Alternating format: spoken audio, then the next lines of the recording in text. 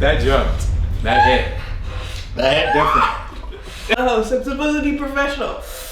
Hi, my name is Jasmine. My husband Gozier and I are expats who have lived in India, Morocco, and now Ecuador. I love traveling, and when I can, I love trying new foods too. And today, I'm sitting down with a Foreign Service officer as we chat about his job, lifestyle, and how he got into the business, all while eating spicy wing sauces from America and Ecuador. Hola friends, it's Jasmine, and today we are mirroring today's interview with my guest here off of the hit show Hot Ones hosted by Sean Evans. Today we're here with Chigozie Kocha, and I'm really excited to have him on the channel again for a video talking all about who he is in regards to his career and lifestyle in the Foreign Service. So please welcome Gozier to the show. How are you feeling today?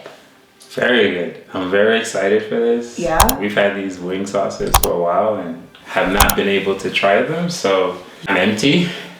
What does that mean? I'm ready to go. I'm ready to go. Ew, okay. I'm ready to go. I feel light. And yeah, shout out to Hot Ones and First We Feast. These are like my favorite show. So this is a really cool idea. Well, and I do want to say that today we don't only have hot sauces from America and from the actual Hot Ones show, we do have some Ecuadorian hot sauces as well, because you serve in Ecuador, is that correct? That's right, that's right. We're in Ecuador and I'm a Foreign Service officer working with the mission out here. Not only are you a Foreign Service officer, you have some amazing things coming up in your life, and you are about to embark on fatherhood, is that correct? Yeah, I have to be a father, first time dad. Really excited. Good for you. Well, congratulations. Okay.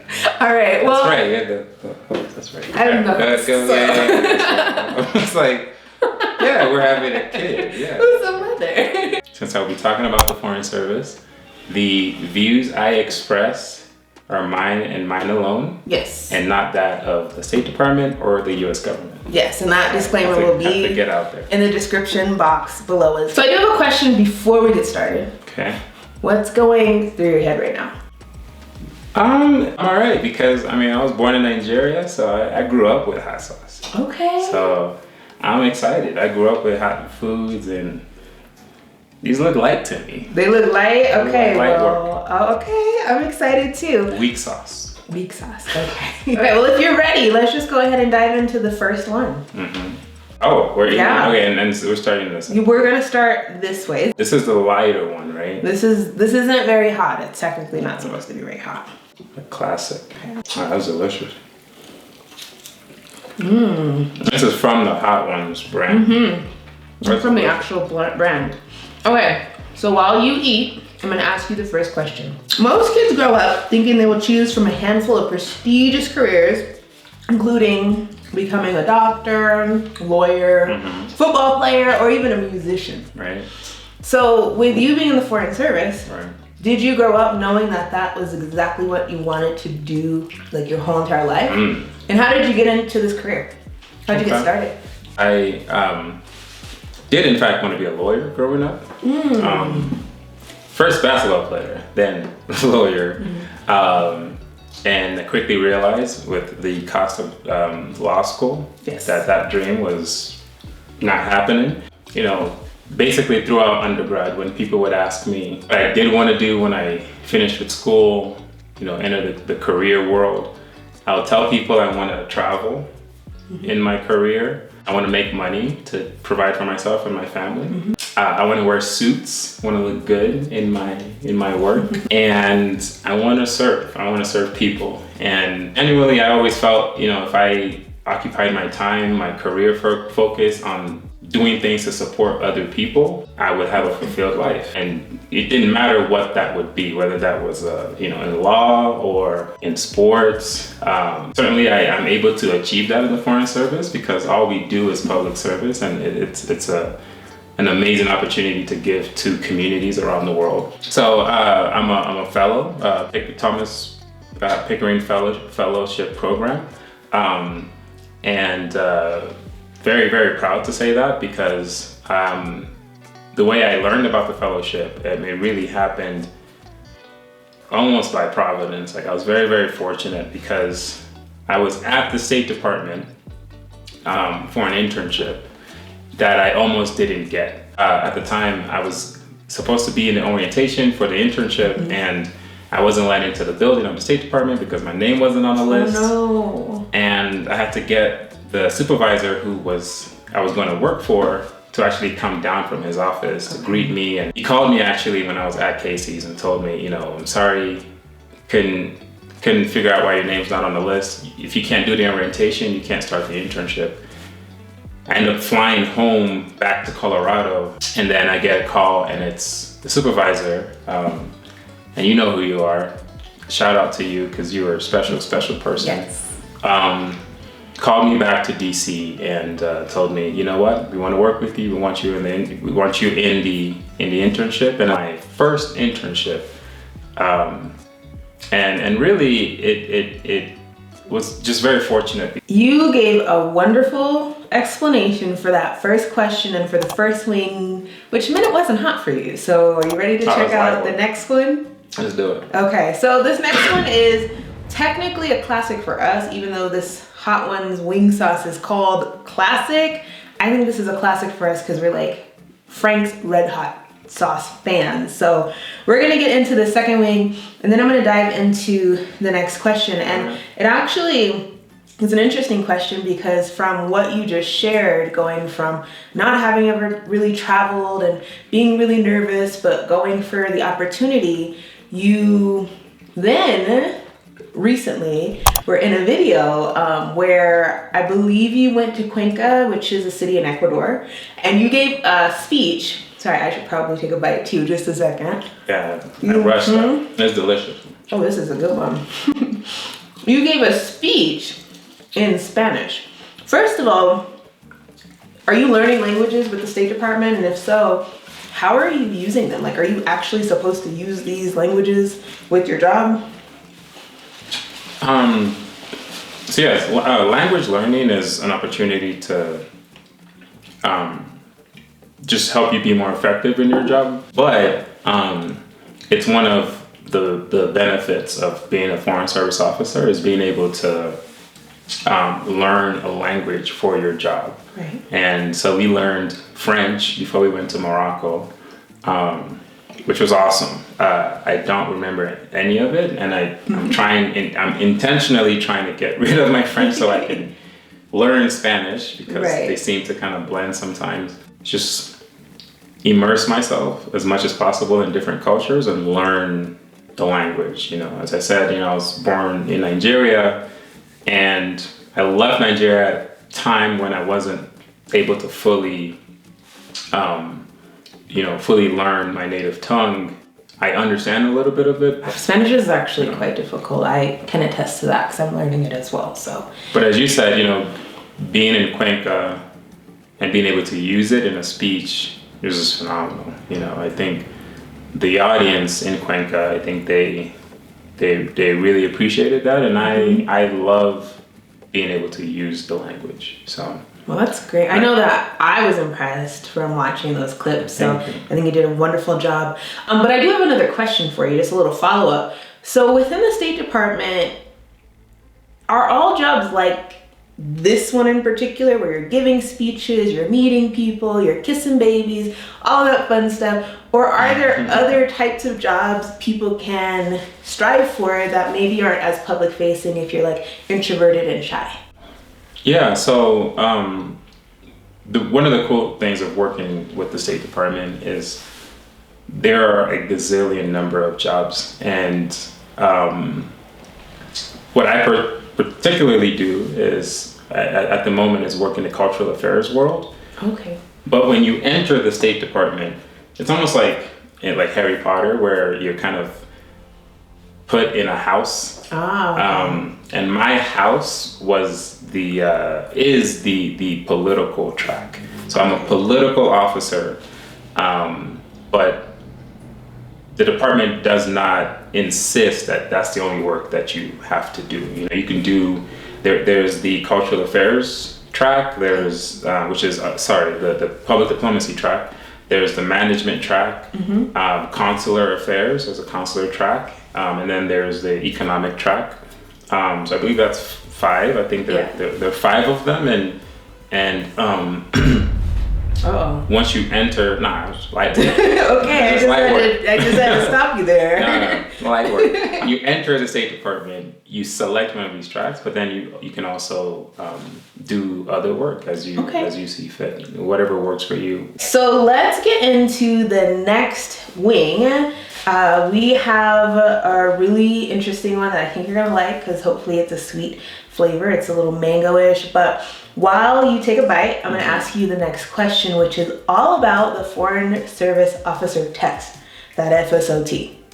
Okay, so go ahead and pick up your wing. And this is the first Ecuadorian sauce. This is an Ecuadorian sauce. This is a mango flavor. I'm already licking my fingers. So tell me about the FSOT and its different components. And is it a test that's difficult to do? Most people are apprehensive to even think about joining because they fear the test. So let me first say, the FSOT, if you are going the traditional route, like because I became a fellow, I went sort of a different route, similar to like the GRE test. If you all have taken that, it's like a series of history, math, social sciences.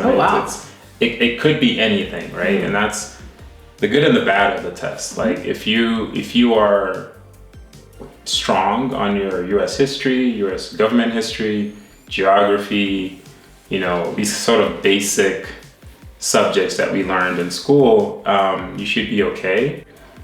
However, it's an incredibly random test, at least from what I remember. Best practice is preparation. So still, you wanna, before taking this written test, the FSOT test, you do want to just follow up with a thick book of U.S. history and U.S. geography and U.S. government, just to remind yourself of some of these topics that might be covered in the test. If you pass the FSOT successfully, you go into what they call the QEP evaluation. QEP will advance you, and of course, they'll let you know that you've been advanced to the next stage. And the oral assessment has 3 components to it. There's a group exercise, there's a written exercise, and then there is like an interview with actual Foreign Service officers who are going to do like a job interview. Right. That said, though,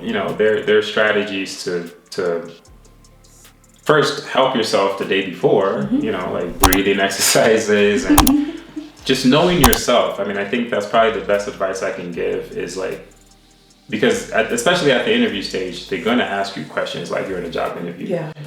What sort of prior work makes you a strong leader, for example? Like these kinds of questions that if you're able to kind of fluidly answer in the interview, you should be fine. Do you believe that like only 40% of people pass that take it? I think that's what I read online. And I was like, that is it's either 30 or 40%. That's quite low. I was gonna say, I think it's actually low. Let's move on to the next wing. We've got our sriracha flavor, which is an Ecuadorian hot sauce, but made to taste like sriracha. So let's go ahead and dig into this one here and see what it tastes like. And I'm gonna ask you the next question. This one's a little sweet. It's got a kick though. I like that. Pre-pandemic, because pandemic stuff is a little boring. I know you're kind of teleworking right now, but pre-pandemic, what was life in the Foreign Service like? Where were you posted, about how long, and give me like a brief day in your life. We were in India. Me. And that's where I did my consular assignment. I spent most of my time adjudicating visas, really half the day every day doing that, and then another half of your day at your desk adjudicating more visas. I did enjoy that experience. There was a lot more to it because like every officer, at least at the time in that post, had their own portfolio, and so mine was primarily working with businesses and universities. Oh, okay. It meant that I spent a lot of my time talking to universities, but also standing in front of like large auditoriums of prospective students who want to study in the United States, and just to tell them kind of about what life as a student is like in the United States. Next wing, our Los Calientes. We're back to our American wing. And yeah, let's just give it a try while I ask you this next question. So on the lines of like what you do as a Foreign Service officer, what's the difference between a Foreign Service officer and a diplomat? That's a good one. That's really tasty. Difference between Foreign Service officer and a diplomat. Well, so is there a difference? Right. So no, there isn't. I mean, I guess the official way of describing my title is as a Foreign Service officer. Diplomat, I feel like sounds glamorous. Right, they're not Foreign Service officer, right? Yeah, no, exactly. And you know, I think it's funny too because in the same way, like I've seen some people in social media use the words like brand ambassador. I think that's sort of similar in how we are portrayed or portray ourselves. And I'll give you an example, like we have a commerce department, right? So we have commercial officers who primarily focus on foreign investments, you know, helping the US think about foreign investment, et cetera. US businesses think about that. They too are representing the US government overseas. It's just a different level of work. To promote the relationship with the local government and local populace. And so they're different types of work, yes. And ultimately we're under kind of the umbrella of Foreign Service, diplomat, overseas. Okay, so let's get to our second to last wing. This one is supposed to be spicier than the last one. I feel like the last one gave us a little bit of a kick. Did you feel that? There was a little kick. A little one, but you're not fake. So you're still good. Okay. Let's move on to the next one, which is an Ecuadorian hot sauce, and it's actually one of my favorites. So let's take a bite.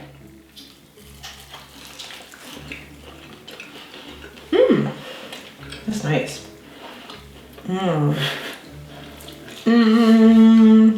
None of these are hot. They're not hot? No, not hot for me. Okay. Good. You've got great tolerance. You're like over there, no sweat, no nothing. When you're not gallivanting all over the world being this like prestigious diplomat, what do you do for fun? What do you like to do other than work? So pre-COVID travel, right? Another cool part of this job is puts you in positions where you can experience travel like you've never thought of, never considered before. I mean, if you told me 5 years ago I'd be in Ecuador, yeah, you know, I told you, I would have said you're lying. You a lie. Don't make me laugh because the spice is coming up. During COVID, one cool thing about that I've been able to enjoy quite a bit is doing a little bit of like local short-term exploring where I'm not going too far out, but just exploring the area. Not doing too much of it because of course COVID and you know a baby's on the way and wanting to be safe. Yes. When we first arrived to Ecuador, we were able to do a little bit of that, which was really nice. And just enjoy my family. I mean, I think like any career job, you want to eventually, separate yourself from the work. And so, I enjoy staying home and enjoying my family, watching movies, reading books, playing games. Yeah. Very easy stuff. Normal. So let's get to this last wing. I know that these have not been hot for you. I think my lips are tingling just a little bit because my spice tolerance might not be as great as yours. I thought that, I was actually pretty good, but this last one, it's hitting me a little late. But they do have different tastes and they're very good, but yeah. Okay, so unfortunately with the last wing sauce that we have, it fell on the floor, broke into a million pieces, and I recovered only a little bit. I'm so angry. It was a brand new bottle, but we do have a little bit of the sauce left in this this little side container. It's the last we're going to do the last dab because this is sort of like how it went. And what was the sauce? This one is called the last dab. So it literally is the one that she put on last. So I'm gonna go ahead and just put a little dab on mine. There we go. And you can go ahead and add as much as you want. You know, it's your way. Go ahead and just sauce this up. Wow, I wouldn't do that, but please. All right, let's do this then. Let's cheers. Last wing of today.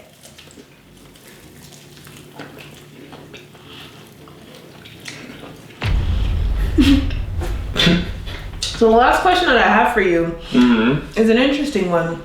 So within your career, what do you hope to accomplish in the next couple of years? Like, where do you see yourself? What do you hope this is gonna look like? Please continue.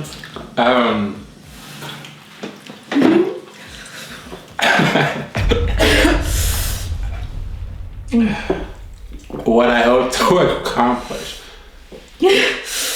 Talk fast, cause it's getting hot.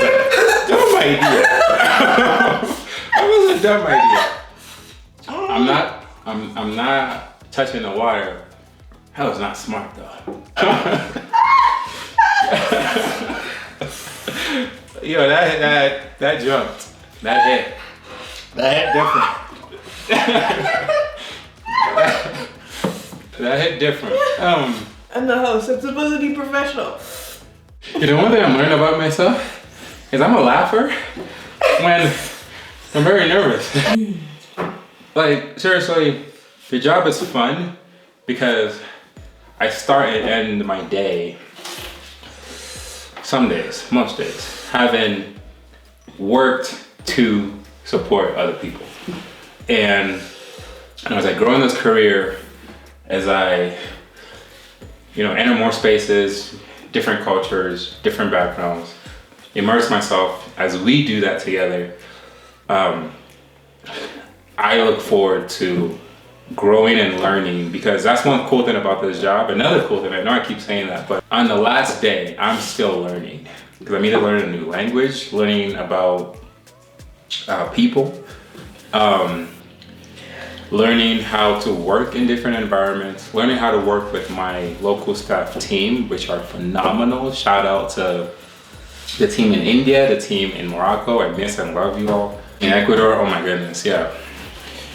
Like that's what I look forward to, is being able to grow and continue to learn in this job. Awesome. Well, thank you so much for being here today. Ooh, that was hot. I'm glad we saved a little bit of that. I'm sad it all broke, but wow. Oh, that was hot. Light work. For those of you who are interested in learning more about the State Department, about the Foreign Service, www.state.gov tells you basically everything I just told you today. For any of you who identify as a minority, you have the option of applying to one of 3 fellowships. One of the fellowships is the one I applied to, Pickering Fellowship. You can find out, very, very easily, very quickly, if you do a quick Google search for any of these fellowships, you will learn everything that you need to. So state.gov will get you that information. Yes, I'll put the link down below so you can have a little bit of a head start on your Google search. So again, thank you so much for being here and for talking to the people about the Foreign Service. Everybody's so interested. So I hope you had fun. If you have any ideas of some more interview or videos that you'd like to see from us, please let me know, and also check out the playlist where we've tasted lots of other foods from different countries as well. We have a lot of fun on this channel, and yeah, leave any follow-up questions down below and we'll talk to you in the next one. Bye, this is really hot. Oh my gosh, my lips are burning.